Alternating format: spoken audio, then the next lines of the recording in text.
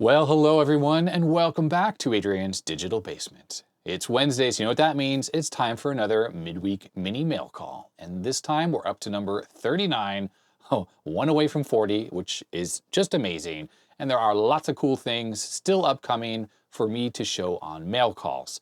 Now, one little piece of information I do need to share though is that due to my work schedule at my day job, it's been really quite busy lately.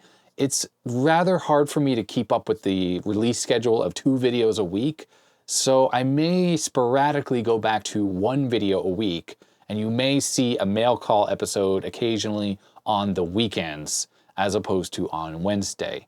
I originally started releasing mail call videos on Wednesdays to try to get ahead of all the packages that my viewers were sending me, and I didn't want to make it mail call every single week on the Saturday videos because people might get tired of that. So I did this twice a week thing. So I just wanted to apologize in advance if there isn't always a Wednesday video, because I know a lot of people look forward to the Wednesday videos, but due to time constraints, it's just not always gonna happen. I'm gonna try, but no promises. Anyhow, okay, that's enough talking. Without further ado, let's get right to it.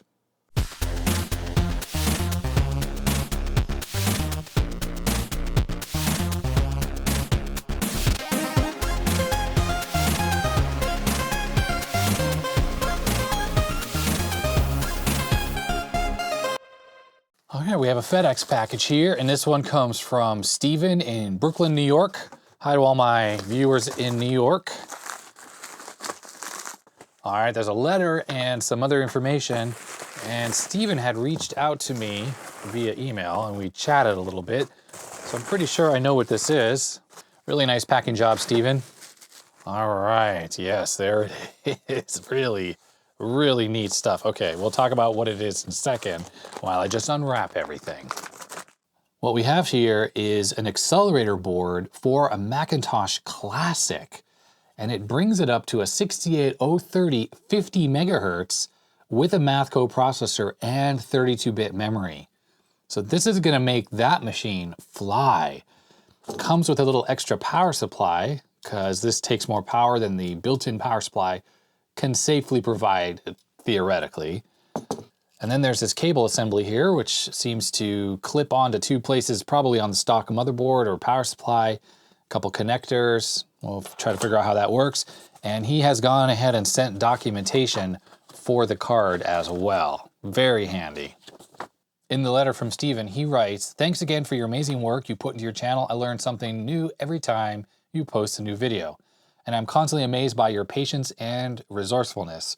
I came across this 68030 accelerator card for the Macintosh Classic during one of my own repair projects and thought you'd be interested to give it a try. The machine that it came with had the usual checkerboard screen issue that was cleared up after replacing the capacitors on the logic and analog boards. It now boots up and works just fine, but with the accelerator attached, it reverts back to the checkerboards. I found something online, sorry I didn't save the source, that mentioned the accelerator uses its own RAM slots, there they are, for system memory and the original onboard RAM for virtual memory. So I don't have any extra sticks on hand to try this, but I think you mentioned you have a couple extras." Yeah, I sure do. Here's Rammy to represent that I have tons of memory on hand. I believe this may also require some drivers to work, but not sure the functionality without them. Some initial searching suggests the GemStart 3.0, if you're searching has a URL, might be the right one. Documentation seems to be pretty scarce for this thing. And Steven goes on to list some other things about this, how it connects to the motherboard, and unfortunately he does say that it's missing one of the parts, which will kind of prevent me from getting this working. Best of luck trying to get this to work, and I'm really interested to see what you can make of it. Thanks very much, Steven. Thanks, Steven. That's very cool. A compact Macintosh machine with a 50 megahertz 68030 would be one of the fastest compact Macintosh machines around. I think the SE30 could have been brought up to a 68040, possibly with the right accelerator card in there, but this combo right here would definitely be much faster than an SE30 would be in stock configuration. So anyway, let's take a closer look at this accelerator card on the bench. This accelerator board, it's so cool, so cool. So taking an up close look, it's the Total Systems Gemini Classic. This is the main processor right here, and it shows the part number of SC414075RC50. I checked it out on Google. It's definitely a 68030, but it seems like it's potentially like an OEM version or something. There were people asking what the difference was between this one with this particular marking and the regular MC68030 RC50, and people pretty much concluded it's the same thing. But anyhow, it appears to be a 50 megahertz 030, and right here is a 50 megahertz math coprocessor, so RC50. But when I was inspecting this board, I noticed a few oddities. Right here, it lists the speed as 40 megahertz. Okay, so that's weird. Why would you put 50 megahertz parts on something that only runs at 40? But then also the crystal oscillator here is 33 megahertz. And this, I'm pretty sure, is in a socket. So this should come out. Yep, it's in a socket, so it comes out. So did someone slow this thing down? There's some configuration switches here. And it looks like switches 3 and 4 control the boot speed and the run speed, where F is the oscillator frequency, so 33 megahertz. And there are for booting /4 and /2, so divided by 4, divided by 2. And then for running, which I guess is once it's fully booted up, there's an F/2 and an F. So full speed, 33 megahertz, and half speed, 16 megahertz. And then switches 5 and 6 are for memory wait states. So looking at these configurations, I don't know what switches 1 and 2 do, but 3, 4, 5, and 6 are all on, which puts the speed at boot speed of F/2, so 16 megahertz, and then F, which is running speed of 33 megahertz, and the wait states at 3 wait states. But there is no RAM installed, so who knows what kind of RAM was on this thing. Maybe it has slow memory, maybe I need to put 60 nanosecond RAM on there, but this oscillator should be a little bit faster. So Steven had sent along this little power supply that came with it. So these two hooks here are what connect to the main power supply right on the mains input. So that gives 120 volts to this little module, and then this little output here, which appears to be plus 5 volts, connects right here to the accelerator card. So that gives the extra power that this thing needs that the regular classic power supply can't give. This board has this connector here, which obviously is some type of expansion connector. I don't really know what that's for, but I assume maybe like a video card, maybe more RAM. And this right here is the floppy connection. And what that simply is, if we flip this over, is a pass-through for the floppy connection. So when you put this on the motherboard, it would connect to the floppy drive connector and then it would just pass it through. So that just allowed the form factor of this to be a little better. They didn't have to put a cutout here for that, like they did right here in this part of the board. This is for the stock motherboard power supply connector. So unfortunately, as much as I would love to test this thing, I can't. So here is a classic motherboard. So here's the 68,000 processor, the stock processor on here. There's the power connector, and there is the floppy drive connector. So when we look here at the bottom of the accelerator board, that plugs into the floppy header. The power connector fits through here. And this right here is where something was originally clipped onto the processor that would then connect to the accelerator board. And that's the way that this board interfaces to all of the data and address lines on this computer. So if I put the board on like this, it just is sitting on there. But unfortunately, it's not connected to the processor, obviously, because as Steven had said in his letter, I lack the adapter that would go on top of the processor to then plug into these pin headers. This is the adapter that's plugged on top of the CPU on that motherboard that this accelerator came in. And he says that he couldn't get this off for the life of him without thinking he was going to break the motherboard. And that's because the adapters that push on top of these PLCC chips don't usually fit that well, and you do need to add a little bit of glue to make sure that they don't fall off. So that's almost most certainly what happened here. Someone put this adapter on and squirted some glue or epoxy or something through these holes here, and that is holding this thing on really tightly. So I have in the past had PLCC-based systems with things that plugged on top of it. Usually it's on the Amiga because there are accelerators on that thing, or flicker fixers that plug on top of the Amiga 1200 video chip, stuff like that. One way you can go about it is you can just use what is a normal PLCC socket and you push it down on top of the processor or whatever the package is. So this is one I have here. That's the right number of pins for the processor. On a 68-pin package like this, there's a dot right there which indicates pin 1. And if we look at this socket here, there's a dot there. And if I flip this over and I push it down onto here, it actually gets a pretty good fit on there. It's not Like, I'm not gonna say it's perfect, but I mean, I can lift the motherboard up and this is on there quite good. I'm not gonna say that this is a perfect fit, but I think this is making good contact with all the pins. I can pull it off there, so I pulled it off. But I think it's making good contact with the processor. You really gotta give it a good push. There we go. There is a problem though. While this is on top of the processor and I think it's making good contact, unfortunately this is not incompatible with this accelerator board. And it's because of the pin layout. Hopefully that's coming across in the camera, but the pin arrangement on here is staggered, while the socket, everything is lined up nice and even. Now I got these from eBay and they're brand new, and I assumed that this would just be compatible, but I don't think I looked carefully at the accelerator board and I didn't realize the pin arrangement is staggered on here. And unfortunately, these sockets are very standard in that lots of different companies make them and they all have the same footprint on the bottom where the pins are perfectly lined up in a grid. So I'm not sure exactly what this is exactly, like what the original adapter was that was on here, because it's certainly not just a socket like this turned upside down. It was something else. And looking at this picture gives it away a little bit. It says right here, K-I-L-L-Y, Killy. And doing a little bit of research, seems like Killy was a company that made a lot of adapters for plugging on top of chips that were on motherboards, typically called the Killy Clip.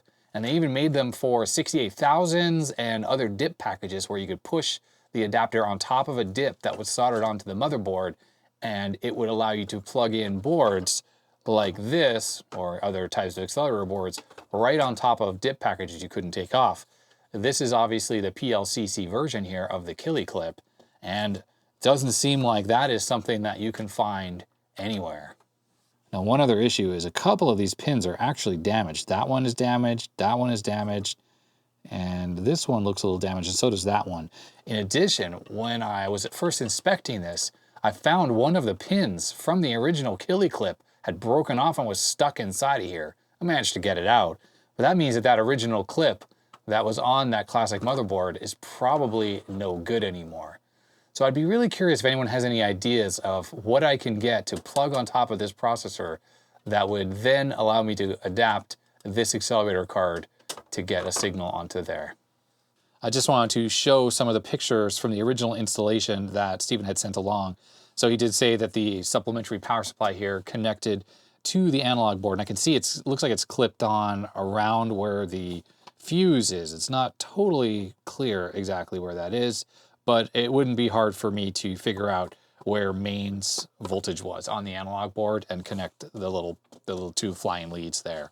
Oh, I didn't realize this is a close-up picture here.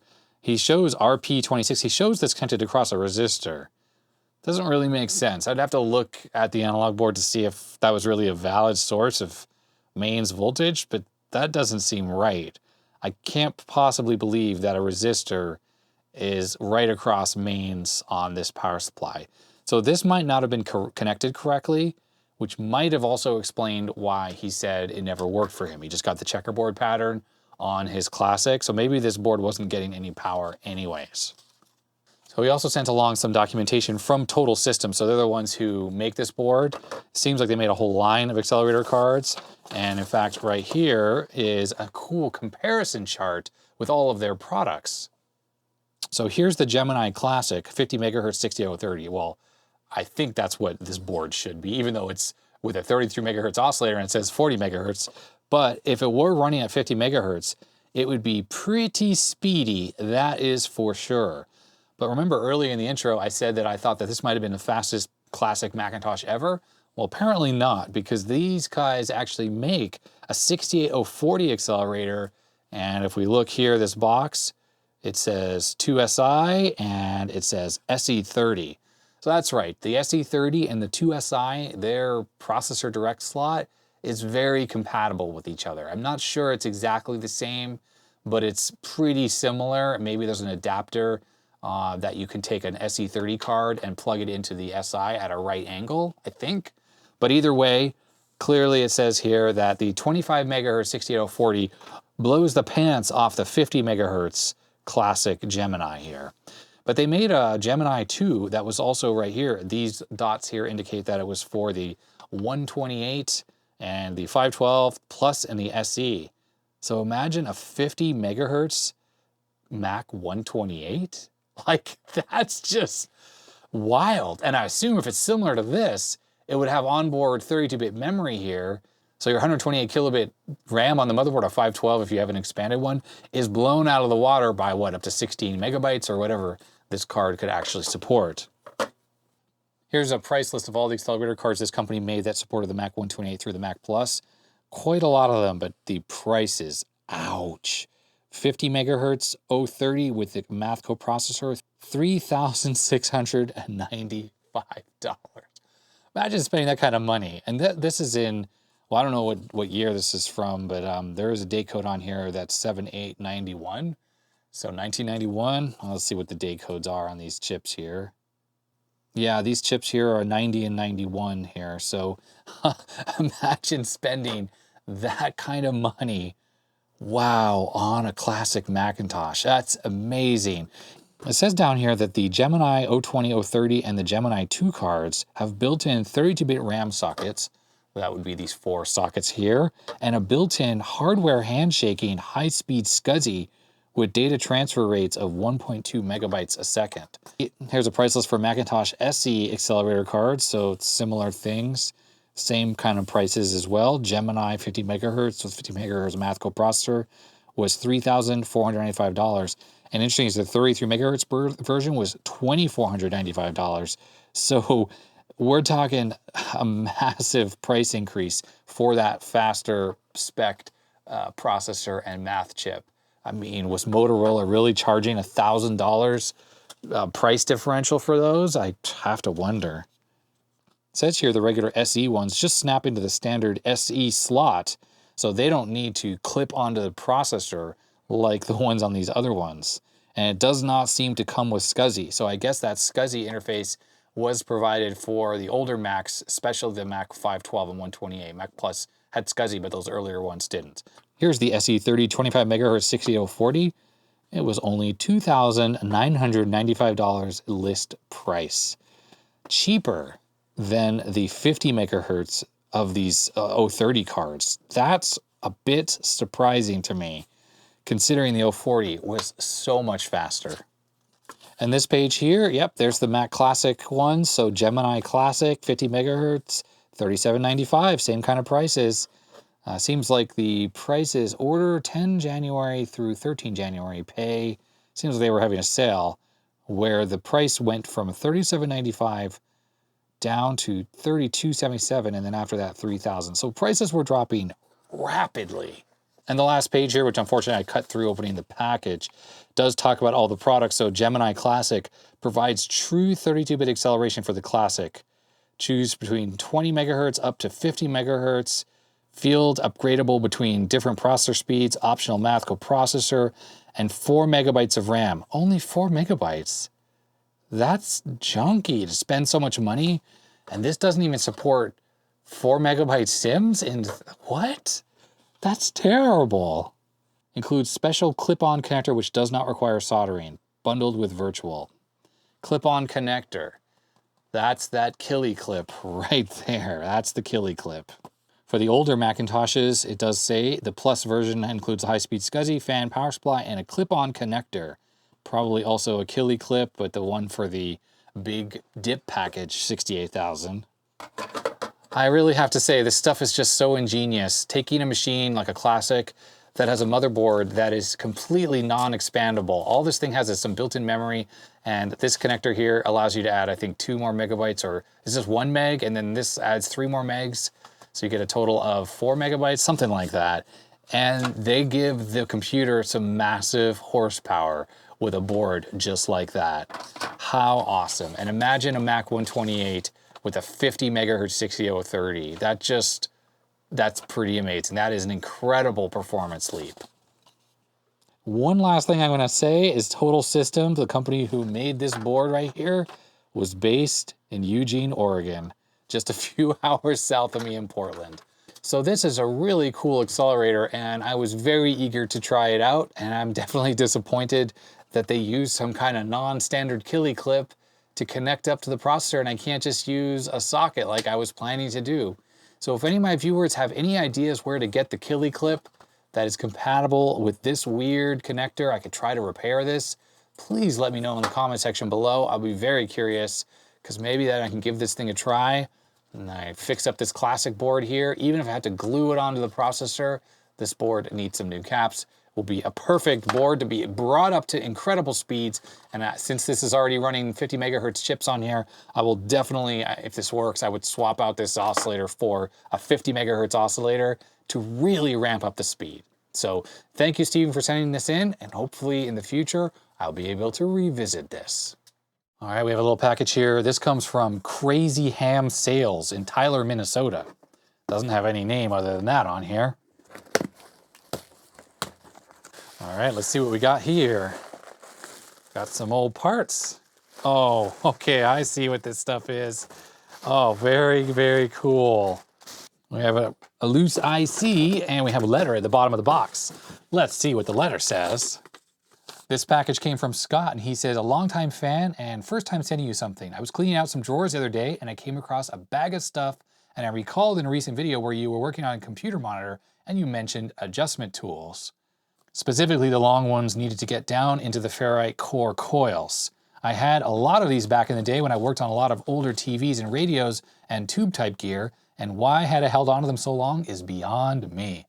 But when I saw them, I thought maybe you could use them. And here they are. This is awesome. Vintage adjustment tools, and he has sent me a plethora of them. Amazing, I love it. Look at these nice long ones. So yeah, these are plastic tools. They usually have either a Phillips or a flat or kind of a hex head to them, like an Allen key. And they're used to adjust those ferrite cores in monitors, radios, all sorts of things like that, analog equipment, because you can't just put metal stuff like a metal Allen key into a ferrite core. Talked about it a little bit before, but you just never want to stick metal components inside the ferrite cores while the device is powered up. If you turn it off, it's okay, but you have to turn it off, tweak it, turn it back on, check what you just did, or you just use one of these plastic tools to do the adjustment. And these are really nice vintage ones that are high quality, and that is just awesome. Scott goes on to say he sent me some bags of random ICs that he found from an older gentleman's part stash when he passed away years ago. He says the guy who passed away used to work on old computers and vintage electronics, so I don't know if there's anything in these bags to help you, but maybe there's something useful. And of course, there probably is a lot of useful components in here. They're just in a bit of a jumble, so I'll need to do some sorting to look through them. Scott says he's been working really hard at cleaning out a lot of older stuff that he's hoarded over the years, and he thought that any of the stuff that was useful, he would send over to me. And lastly, he says, keep up the good work. Really enjoy your videos, especially the days of human malware keeping us from having normal daily lives. Thank you very much, Scott. The chips here are all sort of held together. Oh, there we go. I just popped them apart. I was just curious, like, what this is here, what these are. But probably just a whole bunch of 74LS logic stuff, which is super useful to me to this day. And these old chips still work perfectly, even though they've stored in bags randomly like this. It's a good chance all of this stuff still works. So let's take a look at this stuff on the bench. So a plethora of chips and alignment tools from Crazy Ham Sales. So there's not a whole lot to say about these adjustment tools other than fantastic to have so many of them.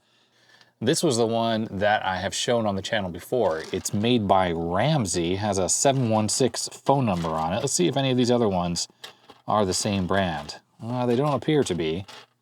What was cool about this Ramsey one is it has a flat blade on one side over here on the left, and on the right, it had what was a little tiny flat blade. It's now completely gone. But then this is sort of a hex Allen key, and so is this, two different sizes.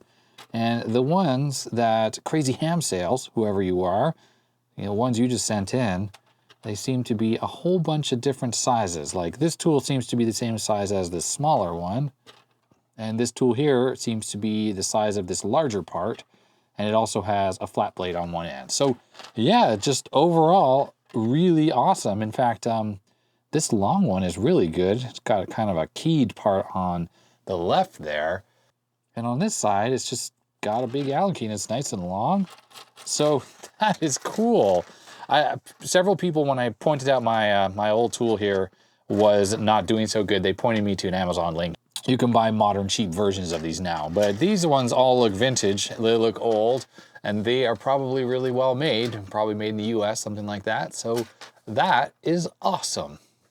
And then we have bags of dip ICs. So there's 2 bags. Let's see this first one here. And they are all pretty much 74LS 245s, 244s, maybe a few other things sort of mixed in. Don't think there's any RAM chips. Pretty much everything I'm picking up here is a 275 that is. So bus transceivers, very useful. In all the repair work I do encounter these being bad sometimes. So it's nice to have some legitimate chips here that aren't counterfeits. And I'm just quickly looking through the chips here. All of them seem to be from 1978. Okay, this one's from 1980. I think I saw one other one from 80. So they're all pretty old. 78 was only a few years after I was born, so it's kind of cool. And I'm sure most, if not all of these, probably work perfectly. And in this other bag, oh, a couple more of the alignment tools. There are just lots more dip ICs. What I really need to do is come up with an inventory for these and just spend the time to type in all the chips I have, because I have a lot more than this. When you see my bench, you might get glimpses of stuff like this that's actually just sitting off to my right here from where I normally work. And those are all chips I've just gotten from projects or taken them off of dead computers, or they're sent in by viewers. So there's just a whole lot around, and it's now getting really hard for me to find when I need a very specific 74LS chip to A, know I even have it, and then B, actually know where it is. So if anyone has any recommendations on good ways to sort, categorize, and then organize and store these ICs, I definitely really appreciate it. So right off the bat, you notice that there are these larger ICs. These are actually 74154Ns, which are BCD to decimal decoders and drivers. Definitely not something you see very often anymore. This one here is from 1978. These two look like maybe from 1993, so new. Looking through here, these are pretty much exclusively 74LS logic chips. I have picked up the odd chip I don't recognize. Here's an AMD 54LS 138. What's the 54 mean versus 74? Is that like a slightly different series, or military spec perhaps? But just like these other chips right here, these have considerable age on them. In fact, this one is from the 45th week of 1975. So that chip is only slightly younger than me. Here's some type of power transistor or whatnot, and fortunately it doesn't have any markings on it. They've sort of been rubbed off, and there's another one right here.